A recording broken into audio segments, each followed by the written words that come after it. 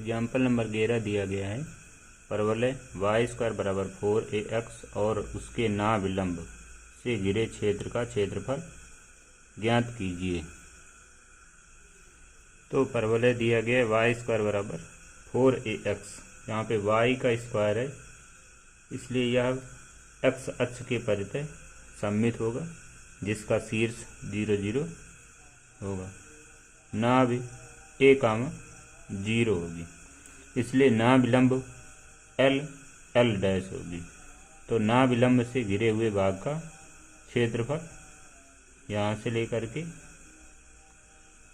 यहाँ तक हो जाएगा और ये x अक्ष के परितः सममित है इसलिए जितना x अक्ष के ऊपर के भाग का क्षेत्रफल होगा उतना ही नीचे के भाग का क्षेत्रफल होगा।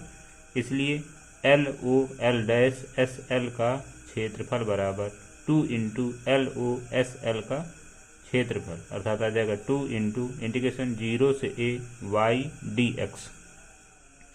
यहाँ पे ये शीर्ष दिया गया, शीर्ष के निर्देशांक 0, 0 दिए गए थे और यहाँ पे नाभि दी गई, नाभि के निर्देशांक दिए हैं a, 0 अर्थात लिमिट हो जाएगी यहाँ पे 0 से a।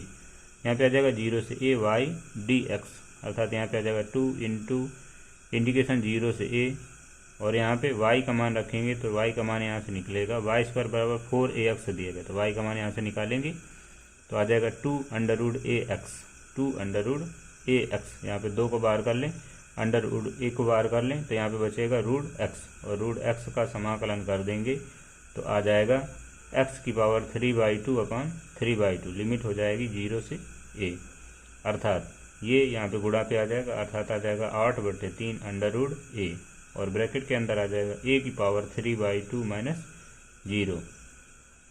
a की पावर 3/2 को हल कर लें तो आ जाएगा a√a यानी कि यहाँ पे हो जाएगा 8/3 इंटू √a इंटू a√a। इसका इसके साथ गुणा कराएंगे तो a आ जाएगा और इसके साथ गुणा करा देंगे तो a² हो जाएगा अर्थात आ जाएगा 8/3 a²। एग्जाम्पल नंबर 12 दिया गया है। रेखा y बराबर 3x + 2 x अक्ष एवं कोटियों x बराबर -1, x बराबर 1 से घिरे क्षेत्र का क्षेत्रफल ज्ञात कीजिए। तो दिया गया रेखा y बराबर 3x + 2। तो यहाँ पे x + 3x + 2 दिया गया अर्थात c का मान यहाँ पे 3 दिया गया यानी कि y अक्ष पर कटा हुआ अंतःखंड 2 मात्रक होगा अर्थात y पर जब कटा हुआ अंतःखंड 2 मात्रक होगा तो वहाँ पे x का मान 0 होगा। इसलिए समीकरण में x बराबर 0 रखने पर तो जब 0 रखेंगे तो y का मान 2 आ जाएगा अर्थात बिंदु निकल आएगा 0, 2। इसका मतलब है कि जो रेखा है वह 0, 2 से होकर जाती है। अब इसमें हम जो है रेखा बनाने के लिए y बराबर 0 रख लें तो जब y बराबर 0 रखेंगे तो x का मान -2/3 निकल आएगा अर्थात बिंदु निकल आएगा -2/3, 0। तो -2/3 यहाँ पे होगा और 0, 2 यहाँ पर होगा। इन दोनों को मिलाती हुई रेखा आगे इस तरह से खींच लेंगे और x बराबर -1 तो x बराबर अर्थात मूल बिंदु से -a की दूरी पर तो मूल बिंदु से -x अक्ष में चलेंगे इस तरफ तो यहाँ पे बिंदु मिल जाएगा -1।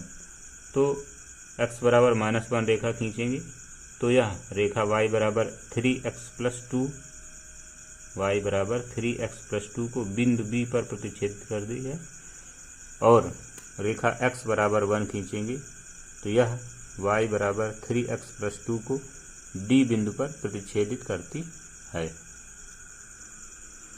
हमें यहाँ पे क्षेत्रफल निकालना था x बराबर -1 और x बराबर -1 और x बराबर 1 के बीच घिरे हुए भाग का क्षेत्रफल अर्थात इस रेखा और इस रेखा यानी कि त्रिभुज ACB का क्षेत्रफल और AED का क्षेत्रफल तो इन दोनों भागों के क्षेत्रफल का मान निकालना है।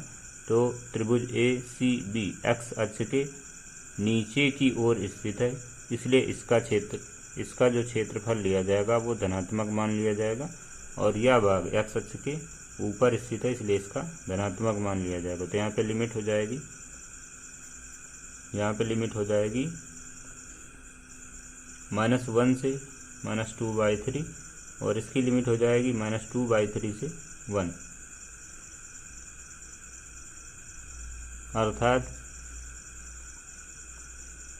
रेखा y बराबर 3x प्लस 2 कामा x अक्ष एवं x बराबर -1 x बराबर 1 से घिरे भाग का क्षेत्रफल बराबर ACBA का क्षेत्रफल प्लस ACBA इस भाग का क्षेत्रफल और प्लस इस भाग का क्षेत्रफल। यहाँ पे आ जाएगा मॉड इंटीग्रेशन -1 से 3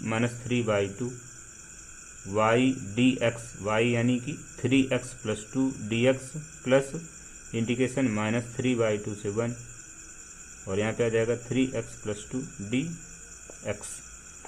इसका समाकलन करेंगे तो आ जाएगा 3x² प्लस 2x लिमिट हो जाएगी -1 से -3/2 प्लस यहाँ पे आ जाएगा 3x² और प्लस 2x इसकी लिमिट हो जाएगी -2/3 से 1। अब यहाँ पे लिमिट अप्लाई करेंगे तो मान आ जाएगा, सबसे पहले -2/3 यहाँ पे रखेंगे तो आ जाएगा 3/2 इंटू 2/3 का स्क्वायर तो आ जाएगा 4/9 प्लस यहाँ पे मान रखेंगे 2 इंटू 3 -2/3 माइनस, अब जब यहाँ पे हम माइनस का 1 रखेंगे तो आ जाएगा माइनस का 3/2 और यहाँ पे जब माइनस का 1 रखेंगे तो प्लस का 2 आ जाएगा। इसी तरह से यहाँ पे जब लिमिट अप्लाई करेंगे तो यहाँ पे 1 रखेंगे तो 1 रखेंगे तो 3/2 प्लस 2 आ जाएगा और जब माइनस का 2/3 यहाँ पे रखेंगे तो माइनस का 3/2 इंटू 2/3 का होल स्क्वायर अर्थात 4/9 आ जाएगा और यहाँ पे रखेंगे तो माइनस का 2 और ब्रैकेट में आ जाएगा माइनस का 2/3। अब इसको हल कर ले तो यहाँ पे जो है 3 से कट जाएगा तो यहाँ पे 3 बचेगा, ये 2 से कट जाएगा तो यहाँ पे 2 बचेगा अर्थात यहाँ पे बचेगा 2/3 माइनस इसको हल कर लेंगे तो 4/3 माइनस 3/2 प्लस का 2 और यहाँ पे आ जाएगा प्लस का 3/2 प्लस 2 माइनस ये जो है इससे कट जाएगा तो यहाँ पे 3 बचेगा, ये इससे कट जाएगा तो यहाँ पे 2 बचेगा तो यहाँ पे बचेगा माइनस का 2/3 और इसको हल कर लें तो यहाँ पे बचेगा माइनस प्लस का 4/3 इतना निकल आएगा। यहाँ पर इन दोनों को हल कर दें तो माइनस का 2/3 बचेगा और यहाँ पे इन दोनों को हल कर दें तो प्लस का 2/3 बचेगा। तो यहाँ पे आ जाएगा मॉड माइनस का 2/3 माइनस का 3/2 प्लस 2 प्लस 3/2 प्लस 2 प्लस 2/3। अंदर यहाँ पे एलसीएम ले लेते, एलसीएम आ जाएगा 6 और यहाँ पे हो जाएगा 4 माइनस का और यहाँ पे माइनस का 9 प्लस का 12। ऐसे यहाँ पे एलसीएम ले लें तो यहाँ पे एलसीएम आ जाएगा 6, इसको हल कर लें तो यहाँ पे आ जाएगा 9, यहाँ पे आ जाएगा 12 और यहाँ पे आ जाएगा 4। इसको हम हल कर लें तो 12 4 16, 16 9 25 आ जाएगा। इसी तरह से यहाँ पे हम कर लें तो 9 और 4 जोड़ेंगे तो 13 आ जाएगा, 13 में 12 घटा देंगे तो माइनस का 1/6 आ जाएगा। तो माइनस का 1/6 प्लस 25/6 और इसका मापांक निकालेंगे यानी कि मॉड लगा हुआ है अर्थात प्लस की वैल्यू लेंगे तो 1/6 प्लस 25/6 अर्थात हल करेंगे तो आ जाएगा 26/6। 2 से काट देंगे तो 13/3 वर्ग मात्रक। तो ये इतना क्षेत्रफल आ जाएगा। एग्जाम्पल 21 दिया गया x बराबर 0 एवं x बराबर 2 पाई के मध्य वक्र y बराबर cos x से घिरे क्षेत्र का क्षेत्रफल ज्ञात कीजिए। तो वक्र दिया गया y बराबर cos x, वक्र दिया गया है y बराबर cos x। तो y बराबर cos x में 0 से लेके 2 पाई तक के मान रखने पर जब x बराबर 0 तो यहाँ पे रखेंगे तो आ जाएगा cos 0 का मान आ जाएगा 1। इसी तरह से 30 रखें यानी कि π/6, जब π/6 रखेंगे तो यहाँ पे आ जाएगा cos 30 का मान होता है √3/2 और √3 का मान 1.732/2 अर्थात आ जाएगा 0.866। इसी तरह से जब x बराबर π/4 लेंगे तो यहाँ पे आ जाएगा y बराबर cos 45 अर्थात आ जाएगा 1/√2, √2 का ऊपर नीचे गुणा कराएंगे तो यहाँ पे आ जाएगा √2/2 और √2 का मान हो जाएगा 1.4142/2। तो इसको हल कर लेंगे तो आ जाएगा 0.707। फिर इसके बाद x बराबर π/3 ले लें अर्थात cos π/3 यानी कि cos 60 का मान 1/2 अर्थात यहाँ पे आ जाएगा 0.5। फिर इसके बाद 90 ले लें तो यहाँ पे आ जाएगा cos 90 और cos 90 का मान 0। फिर इसी तरह से और मान लेंगे तो यहाँ पे जब cos 2π/3 लेंगे तो माइनस का 0.5 निकलेगा। जब x बराबर 3π/4 लेंगे तो माइनस का 0.0 0.707 निकलेगा। जब x बराबर 5π/6 लेंगे तो यहाँ पे आ जाएगा तो -0.866 आ जाएगा। और जब x बराबर पाई लेंगे तो माइनस का 1 आ जाएगा। इसी तरह से और मान लेंगे तो मान निकल आएंगे। जब x बराबर 2π लेंगे तो y का मान 1 निकल आएगा। तो काश में अधिकतम मान 1। तो जब हम यहाँ पे y बराबर cos x का चित्र बनाएंगे तो इस तरह से चित्र बनेगा इसका। यहाँ पे x बराबर π/2, फिर इसके बाद इस तरह से, और यहाँ पे x बराबर पाई, फिर इसके बाद ऐसे चलेगा और यहाँ पे 3π/2, और फिर इसके बाद जब यहाँ पे आ जाएंगे तो x बराबर 2π निकलेगा। ये भाग x अक्ष के ऊपर है, यह भाग x अक्ष के नीचे है, और यह भाग फिर से x अक्ष के ऊपर है। इसलिए अभीष्ट क्षेत्रफल बराबर OABO का क्षेत्रफल प्लस BCDB का क्षेत्रफल प्लस DEFD का क्षेत्रफल। यह भाग जो है x अक्ष के नीचे है, इसलिए इसका जब क्षेत्रफल निकालेंगे तो इसमें माड लग जाएगा। जब इसका क्षेत्रफल निकालेंगे तो लिमिट होगी 0 से π/2। जब इसका क्षेत्रफल निकालेंगे तो लिमिट होगी π/2 से 3π/2। जब इसका क्षेत्रफल निकालेंगे तो लिमिट होगी 3π/2 से 2π। अर्थात यहाँ पे आ जाएगा इंटीग्रेशन 0 से π/2 cos x dx plus mod integration π/2 से 3π/2 cos x dx plus integration 3π/2 से 2π cos x dx। तो cos x का समाकलन करेंगे तो sin x आ जाएगा। लिमिट होगी 0 से π/2। cos x का यहाँ पे भी समाकलन करेंगे तो sin x आ जाएगा। लिमिट होगी π/2 से 3π/2, और यहाँ पे लिमिट हो जाएगी 3π/2 से 2π। यहाँ पे लिमिट अप्लाई करेंगे तो आ जाएगा sin π/2 minus sin 0 plus mod sin 3π/2 minus sin π/2 plus sin 2π minus sin 3π/2। sin π/2 का मान 1 आ जाएगा, sin 0 का मान 0 आ जाएगा। या इसे यहाँ पे रखेंगे तो इसको हम चेंज कर लें sin π plus π/2, sin π plus π/2 minus sin π/2 का मान 1 आ जाएगा। फिर इसके बाद यहाँ पे sin 2π अर्थात sin 360 का मान 0 निकल आएगा, और इसको चेंज कर लें तो आ जाएगा माइनस का sin π प्लस π/2। तो यहाँ पे 1 आ जाएगा माड, और यहाँ पे sin 180 प्लस थीटा तीसरे चतुर्थांश में जाएगा तो sin का मान ऋणात्मक होगा, अर्थात आ जाएगा माइनस sin π/2 माइनस का 1 माड 1 प्लस, और यहाँ पे आ जाएगा माइनस sin π/2। तो ये माइनस और जो माइनस निकलेगा उससे ये प्लस हो जाएगा, अर्थात यहाँ पे आ जाएगा 1। यहाँ पे मान रखेंगे तो आ जाएगा माइनस का 1 और ये माइनस का 1 माड 1, और इसके बाद फिर प्लस का 1 आ जाएगा। तो यहाँ पे आ जाएगा ये 1 और ये 1 मिल करके हो जाएगा 2 प्लस ये -1 ये -1 मिल करके हो जाएगा माइनस का 2, और माड लगा हुआ इसलिए प्लस की वैल्यू केवल लेंगे यहाँ पे तो आ जाएगा 2 + 2 अर्थात 4 वर्ग मात्र।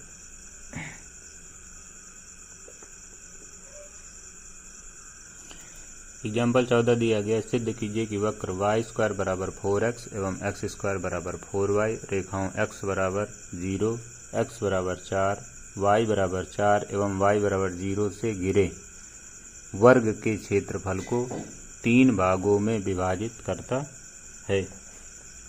तो पहला दिया गया y² बराबर 4x, y² बराबर 4x, ये परवलय का समीकरण। यहाँ पे y² है इसलिए x अक्ष के परत सममित होगा जिसका शीर्ष मूल बिंदु होगा। तो ये मूल बिंदु यहाँ पे डाल दिया और इस तरह से ये आ जाएगा, इस तरह से बन जाएगा।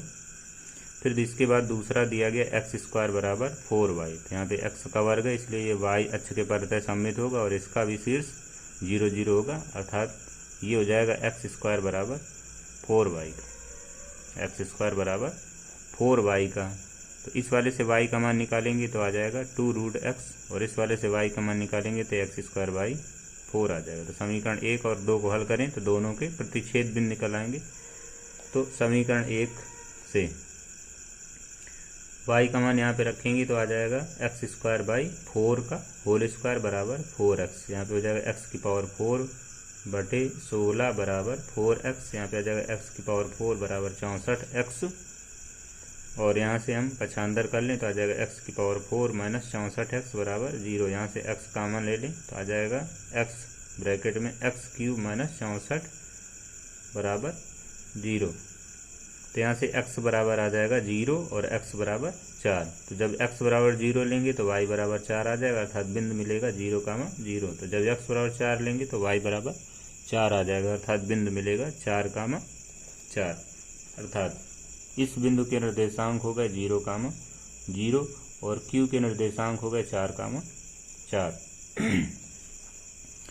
यहाँ पे दिया गया था रेखा x बराबर 0, तो x बराबर 0 ये रेखा होगी y का समीकरण। x बराबर 4 तो x बराबर 4 PQ का समीकरण।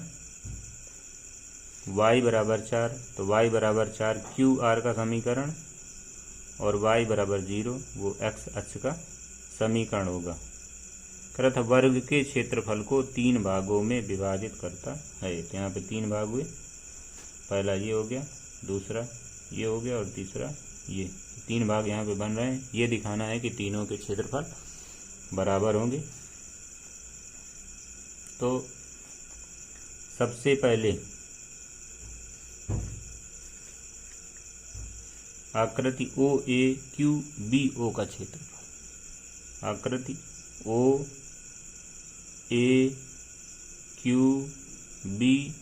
का क्षेत्रफल, अर्थात ये मध्य वाले भाग का क्षेत्रफल निकालेंगे तो यहाँ पे आ जाएगा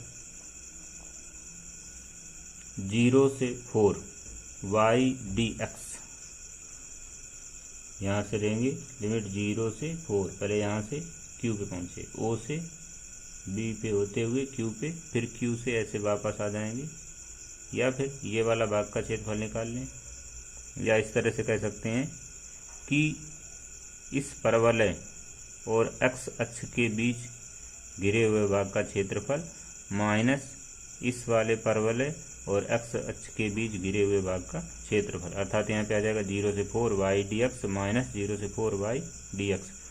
तो यहाँ से y का मान निकालेंगे तो आ जाएगा 2√x, और इससे y का मान निकाला गया था तो आया था x²/4। तो यहाँ पे मान रख देंगे तो आ जाएगा 0 से 4 2√x dx माइनस 0 से 4 x²/4 dx। ये दो बार कर लेंगे, इसका समाकलन करेंगे, x⁴ 1/2 का समाकलन हो जाएगा x⁴ 3/2/3/2, लिमिट हो जाएगी 0 से 4 माइनस ये 4 को बाहर कर लें तो आ जाएगा 1/4। यहाँ पे x² दिया गया, x² का समाकलन करेंगे तो x³/3 आ जाएगा, लिमिट हो जाएगी 0 से 4। अब यहाँ पे हम लिमिट अप्लाई कर दें, तो जब अब यहाँ पे लिमिट अप्लाई करेंगे तो ये 2 बाहर निकालें और 3 को भी बाहर निकाल दें, ये 2 ऊपर चला जाए तो यहाँ पे आ जाएगा 4/3 और अंदर आ जाएगा 4⁻2/3 माइनस 0। ऐसे यहाँ पे इस 3 को बाहर कर लें तो आ जाएगा 1/12 और अंदर आ जाएगा 4⁻3 माइनस 0। इसको अमल कर लें तो 4⁻3/2 का मान आ जाएगा 8 माइनस 0, तो यहाँ पे आ जाएगा 4/3 ब्रैकेट में 8 माइनस 0 माइनस 1/12 और 4 का क्यूब करेंगे तो 64 आ जाएगा। इसको 4 से काट दिया तो यहाँ पे 3 आ जाएगा, यहाँ पे 16 आ जाएगा। इसका इसमें गुणा करा लें तो 8 चौको 32/3 माइनस 16/3, इन दोनों को हल कर लें तो आ जाएगा 16/3 वर्ग मात्रक। तो ये हो गया समीकरण नंबर 1।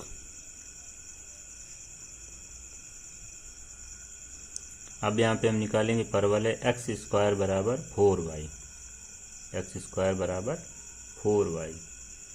तो x² बराबर 4y ये दिया गया है, x² बराबर 4y एवं x बराबर 4, तो x बराबर 4 ये दिया गया है। इसके बीच घिरे हुए भाग का क्षेत्रफल, तो ये भाग हो जाएगा यहाँ से OPQAO का क्षेत्रफल, आ जाएगा इंटीग्रेशन 0 से 4y dx, 0 से 4y dx। तो यहाँ पे y का मान रखेंगे इस वाले से निकाल करके, तो आ जाएगा x²/4, अर्थात आ जाएगा इंटीग्रेशन 0 से 4, यहाँ पे आ जाएगा x²/4 dx। तो इसका समाकलन कर दें तो आ जाएगा x³/3, और ये 4 इंटू में दिया गया था, अर्थात 4 इंटू 3 लिमिट हो जाएगी 0 से 4। यहाँ पे इसका इनमें गुणा करा दें तो 12 आ जाएगा, तो 1/12, और यहाँ पे आ जाएगा 4³ - 0, इसको अमल कर लें तो आ जाएगा 4³/12, 4 से काट देंगे तो ऊपर बचेगा 16, नीचे बचेगा 3, अर्थात आ जाएगा 16/3 वर्ग मात्रक। इसलिए लिख सकते हैं OPQAO का क्षेत्रफल बराबर 16/3 वर्ग मात्रक। यहाँ पे समीकरण नंबर 2 डाल दें। फिर इसके बाद वक्र y² बराबर 4x, वक्र y² बराबर 4x, तो y² बराबर 4x ये दिया गया, अर्थात ये वक्र, और y अक्ष यानी कि ये भाग, और y बराबर 4, तो y बराबर 4, अर्थात आकृति बनेगी OBQRO का क्षेत्रफल, OBQRO का क्षेत्रफल बराबर, इसकी लिमिट होगी 0 से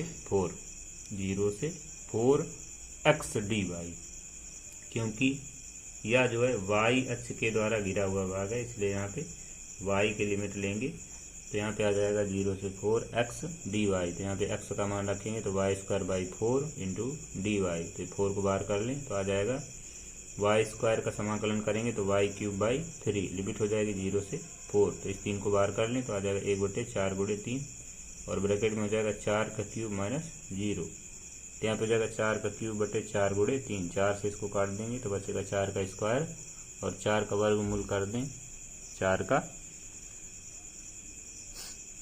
वर्ग कर दें तो आ जाएगा 4 का वर्ग हो जाएगा 16 और यहाँ पे 3 आ जाएगा।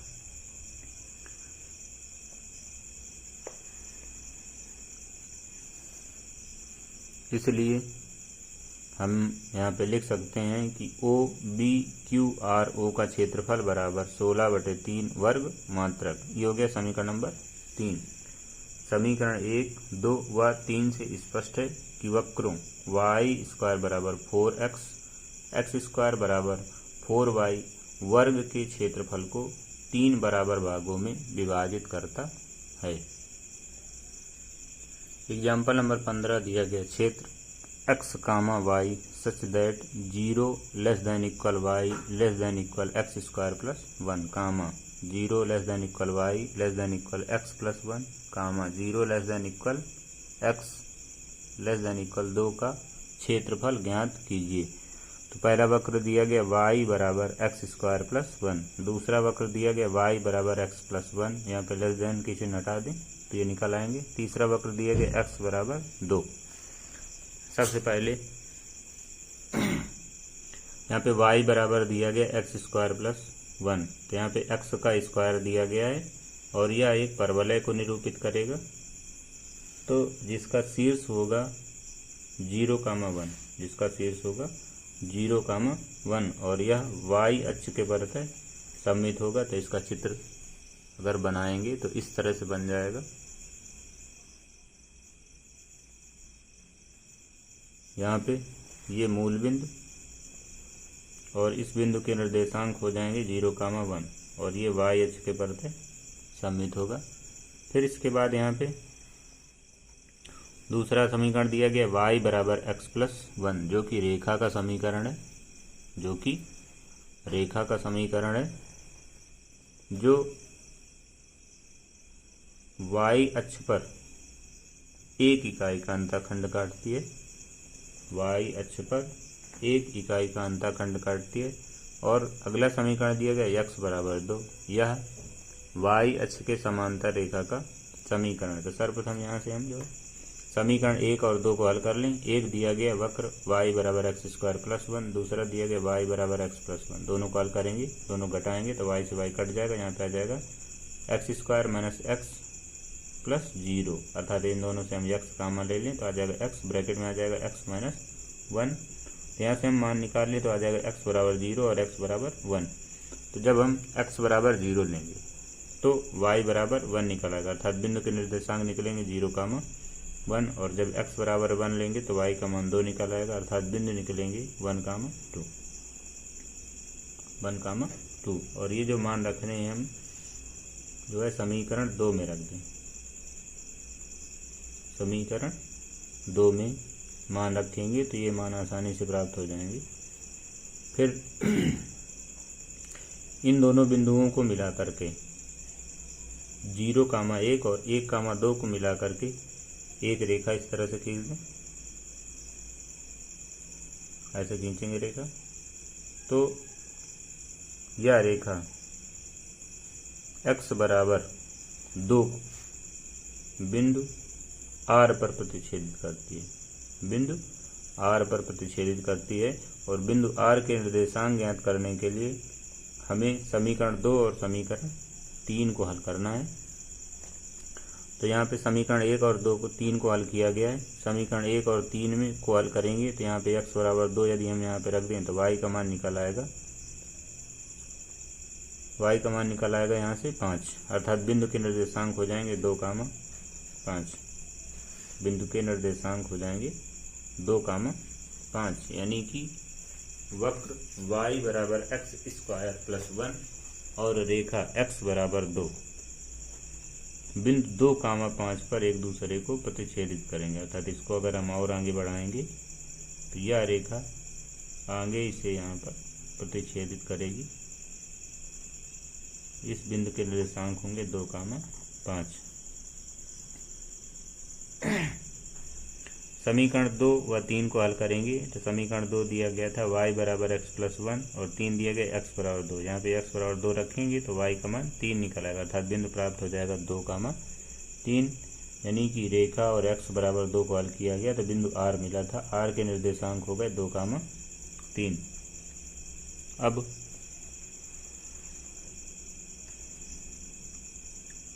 पहला वक्र दिया गया था y ≤ x² + 1। इस पे जो है मूल बिंदु रखने पर, तो मूल बिंदु जब यहाँ पे रखेंगे तो आ जाएगा 0 ≤ 1, अर्थात निकला 0 ≤ 1, जो कि दिए गए प्रतिबंध को संतुष्ट करता है।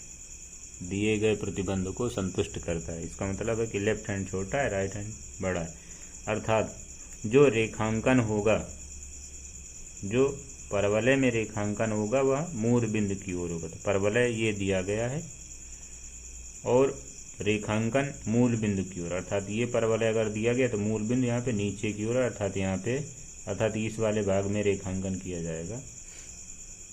फिर इसके बाद रेखा दी गई है y ≤ x + 1। इसमें भी हम 0, 0 रखेंगे तो आ जाएगा 0 ≤ 1 + 1, अर्थात यहाँ पे भी प्राप्त हो जाएगा 0 ≤ 1, अर्थात रेखा में भी रेखांकन मूल बिंदु की ओर, अर्थात इस ओर किया जाएगा। तो इस ओर यहाँ पे देखें, यहाँ पे रेखांकन होना नहीं है, तो यहाँ पे देखें तो यहाँ पे रेखांकन किया जाएगा, तो इस वाले भाग में रेखांकन किया जाएगा यहाँ पे। और फिर इसके बाद दूसरी रेखा दी गई है x ≤ 2। अब यहाँ पे 0, 0 रखेंगे तो मिल जाएगा 0 ≤ 2, 0 ≤ 2। तो इसमें भी रेखांकन मूल बिंदु की ओर किया जाएगा। और 1, 1 रख लें, क्योंकि 1, 1 जो बिंदु है वो यहाँ पर कहीं पे स्थित होगा। तो जब 1, 1 रखेंगे तो ये भी संतुष्ट करता है, अर्थात इसका मतलब है कि इसी भाग में रेखांकन किया जाएगा।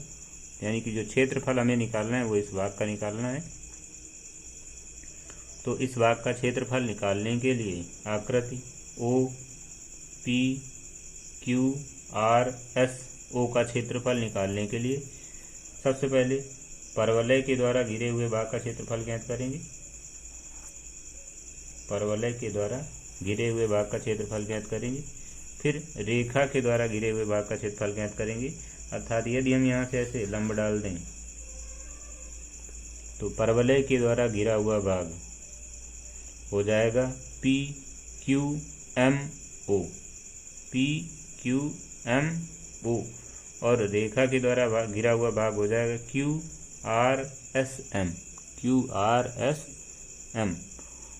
तो इसका क्षेत्रफल निकाल लें और इसका क्षेत्रफल निकाल लें, दोनों को जोड़ दें। तो यहाँ पे हो जाएगी लिमिट हो जाएगी 0 से 1 y dx और फिर इसके बाद 1 से 2 y dx। तो यहाँ पे आ जाएगा 0 से 1,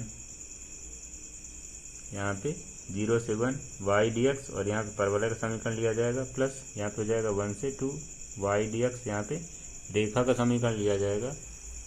अर्थात यहाँ पे आ जाएगा इंटीग्रेशन 0 से 1, परवलय का मान रखेंगे तो आ जाएगा x square plus 1 dx plus 1 से 2 रेखा का मान रखेंगे तो x प्लस 1 dx। यहाँ पे x स्क्वायर का समाकलन करेंगे तो x क्यूब बाई 3 आ जाएगा, प्लस 1 का समाकलन करेंगे तो x आ जाएगा। लिमिट रखेंगे 0 से 1 प्लस। अब यहाँ पे x का समाकलन करेंगे तो x स्क्वायर बाई 2, 1 का समाकलन करेंगे तो x आ जाएगा। लिमिट हो जाएगी 1 से 2। यहाँ पे मान रखेंगे, लिमिट अप्लाई करेंगे तो आ जाएगा 1/3 और यहाँ पे रखेंगे तो प्लस का 1। जब 0 लिमिट रखेंगे तो यहाँ 0 आ जाएगा, यहाँ पे 0 आ जाएगा। तो प्लस यहाँ पे मान रखें तो 2 का स्क्वायर 4, तो 4/2 और प्लस यहाँ पे मान रखेंगे तो 2 आ जाएगा। माइनस लोअर लिमिट तो यहाँ पे 1 रखेंगे तो 1/2 आ जाएगा, माइनस यहाँ पे 1 रखेंगे तो माइनस का 1 आ जाएगा। अब यहाँ पे 1/3 और 1 को हल कर लें तो यहाँ पे आ जाएगा 1 + 3/3।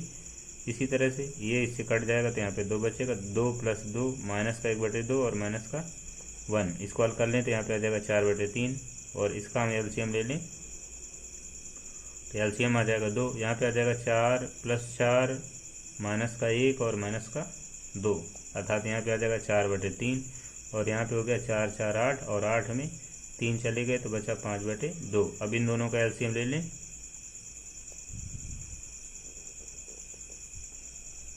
4/3 + 5/2। अब इन दोनों का एलसीएम ले लें तो एलसीएम आ जाएगा 6 और यहाँ पे हो जाएगा 8 और प्लस 5 × 15 और 15 और 8 जोड़ेंगे तो 23/6 वर्ग मात्रक, इतना क्षेत्रफल आ जाएगा।